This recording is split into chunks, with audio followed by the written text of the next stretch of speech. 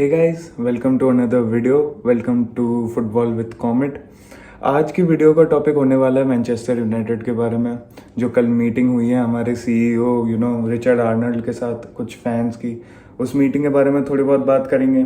और अभी थोड़ी देर पहले ही मार्सेल वेंडर क्रान, जो एक डच जर्नलिस्ट है, काफ़ी हाईली रेटेड जर्नलिस्ट है, उनका एक वो आया है इंटरव्यू स्काई के साथ। तो उनमें भी उन्होंने कुछ बातें करी है यूनाइटेड के बारे में। तो आज उन सब चीज़ों के बारे में बातें होगी। तो चलिए शुरू करते हैं।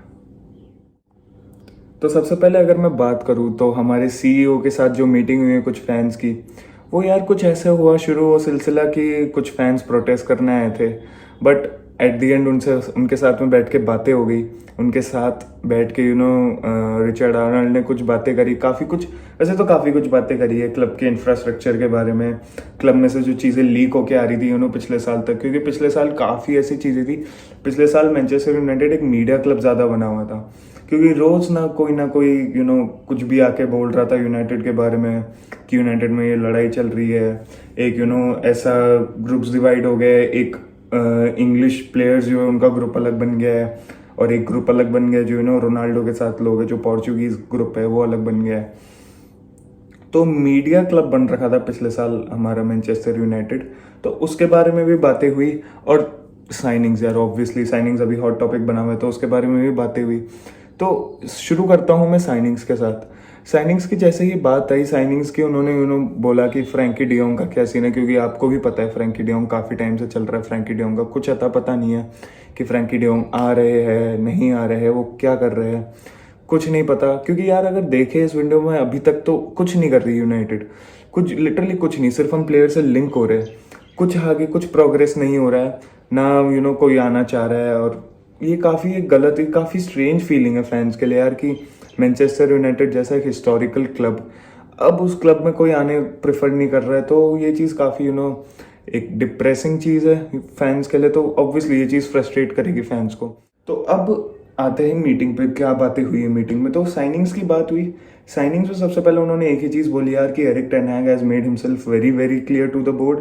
एरिक टेन हैग ने कंफर्म कर दिया है कि उन्हें फ्रैंकी डियोंग और क्रिस्टियन एरिक्सन चाहिए। बोर्ड तक ये बातें पहुंच चुकी है और बोर्ड अच्छे से क्लियर है, बोर्ड उस चीज़ में चल रहा है।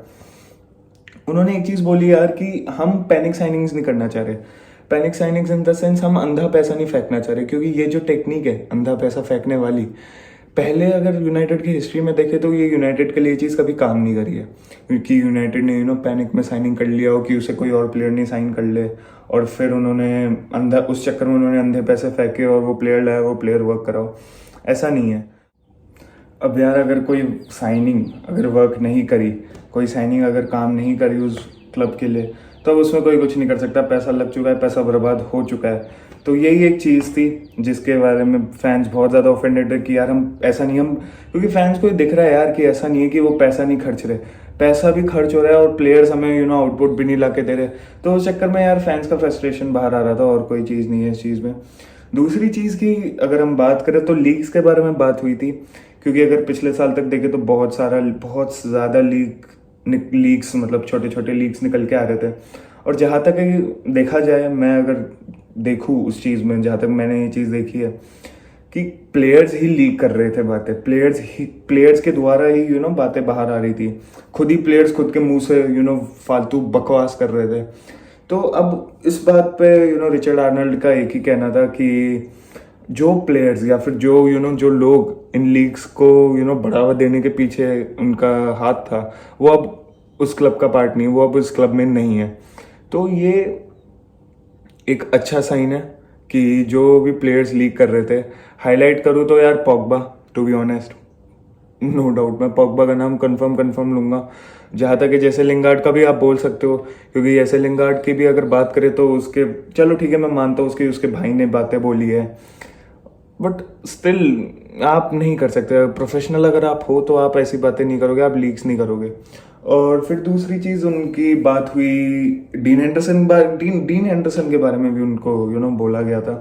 तो डीन हेंडरसन के बारे में भी उनका एक ही कहना था कि यार dean Henderson might leave for Nottingham forest, क्योंकि अभी थोड़ी देर पहले एक अपडेट भी आया है कि जो मैनचेस्टर यूनाइटेड वो पेपर वर्क सब रेडी कर रही है to officially let go of Dean Henderson.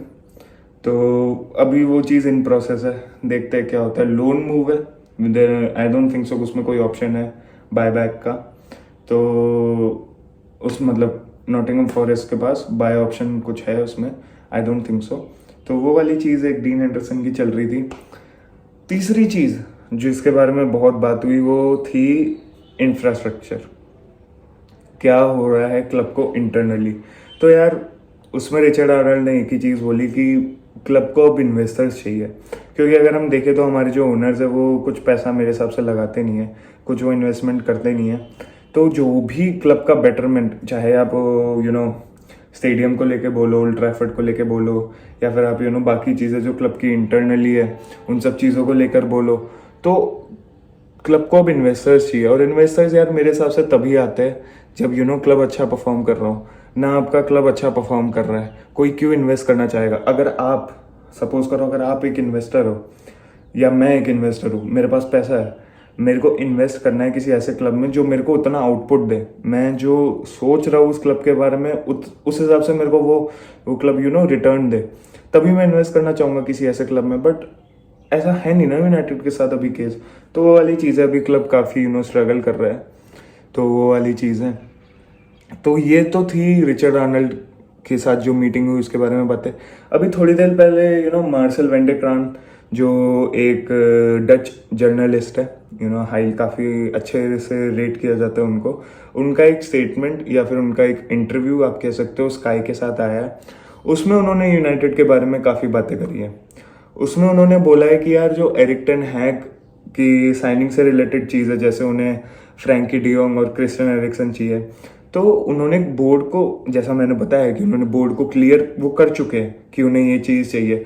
और अगर देखें तो जो फ्रैंकी डियोंग है, एरिक टेन हैग उनके लिए इतने उतावले हैं, इतने मतलब उनके इतने पीछे इसीलिए पड़े हुए हैं क्योंकि जो एरिक टेन हैग का ये मानना है कि जो यूनाइटेड में फिलोसफी लाना चाहते हैं, अगर उनको एक स्पेसिफिक अटैकिंग स्टाइल अगर खेलना है तो उन्हें फिर फ्रैंकी डियोंग चाहिए। इसीलिए वो फ्रैंकी डियोंग के इतना पीछे पड़े हुए, इसलिए वो फ्रैंकी डियोंग को जल्दी से जल्दी लाना चाह रहे हैं, पर वो पैनिक साइनिंग नहीं करना चाह रहे, इसलिए थोड़ा टाइम लग रहा है इस चीज़ में। बट आई गेस ये चीज़ फ्रैंकी डियोंग आ जाएगा मेरे हिसाब से यूनाइटेड। अब यार अगर मैं बात करूँ कि टिम्बर जो कि ऑलमोस्ट डन था टू यूनाइटेड, जहाँ भी लिंक्स आ रहे थे कि वो तो उन सबका तो ऐसे बोलना था यार कि टिम्बर तो ऑलमोस्ट डन है, टिम्बर के बारे में टेंशन लेने की ज़रूरत नहीं है। तो अब मैं बात करूँ कि टिम्बर वाली डील जो थी वो क्यों टूटी यूनाइटेड के साथ, तो यार वो इसीलिए टूटी कि जो लुइस वैन गाल है, जो कि मैनेजर है डच टीम के, नीदरलैंड्स के, उनका ये बोलना था कि अगर इफ़ टिम्बर ज्वाइंस यूनाइटेड तो फिर उनको नेशनल टीम में चांस नहीं मिलेगा। आई थिंक वो रेफर कर रहे थे डॉनी वैन डे बीक को, क्योंकि डॉनी वैन डे बीक का भी अगर यूनाइटेड पे देखे तो यही हाल रहा है। जब से वो यूनाइटेड आए हैं तब से उनके तो हालत ही बुरी है, वो खेल ही नहीं पा रहे कहीं पे, ना वो यूनाइटेड पे खेले ढंग से, ना वो डच टीम में कहीं भी उनका कुछ निशानी कहीं भी दूर दूर तक नहीं थी। तो शायद इसलिए टिम्बर का कहना था कि इसलिए वहाँ पे टॉक्स टूट गई, वहाँ पे टिम्बर ने डील कैंसिल कर दी टू यूनाइटेड। अब बात ये थी कि अगर मार्सेल वैन डे क्रान ने एक चीज़ और बोली थी कि अगर फ्रैंकी डियोंग और एरिक्सन यूनाइटेड साइन नहीं कर पाई तो ये ट्रांसफ़र विंडो एक फेल विंडो होगी, क्योंकि एरिक टेन हैग सिर्फ ये दो प्लेयर्स ही चाहते हैं। एरिक टेन हैग की प्रायोरिटी सिर्फ ये दो प्लेयर्स है, एरिक टेन हैग ने अभी कहीं और इन्वेस्टमेंट करने की सोची नहीं है। तो वो वाली चीज़ है कि अगर ये दोनों प्लेयर्स नहीं आए तो काफ़ी डिफिकल्ट टाइम हो सकता है यूनाइटेड के लिए। आप खुद सोचो कि काफ़ी पता नहीं जब से ये विंडो शुरू हुई और विंडो शुरू होने से पहले से भी आप एक प्लेयर को टारगेट कर रहे हो, होता वो प्लेयर नहीं आया अगर एंड में, तो आप सोच सकते हो फिर आप पे क्या बीतेगी। आप सोच सकते हो फिर ये आपको फिर पैनिक होगा और फिर क्या पता आप पैनिक साइनिंग कर लो। तो वो वाली चीज़ थी एक। Anyways, thank you so much for watching this video. अगर आपको वीडियो पसंद आई है तो प्लीज़ लाइक करें इस वीडियो को और कमेंट करके बताएं आपके क्या ओपिनियंस हैं इन सब चीज़ों के बारे में। जितने भी अपन ने मुद्दों के बारे में बातें करी है, इन सब चीज़ों के बारे में आपका क्या ओपिनियन है। और अगर वीडियो पसंद आई और अगर हमारा कंटेंट पसंद आया आपको तो प्लीज़ सब्सक्राइब भी कर दे चैनल को। तब तक के लिए मिलते हैं अगली वीडियो में। Good bye, take care.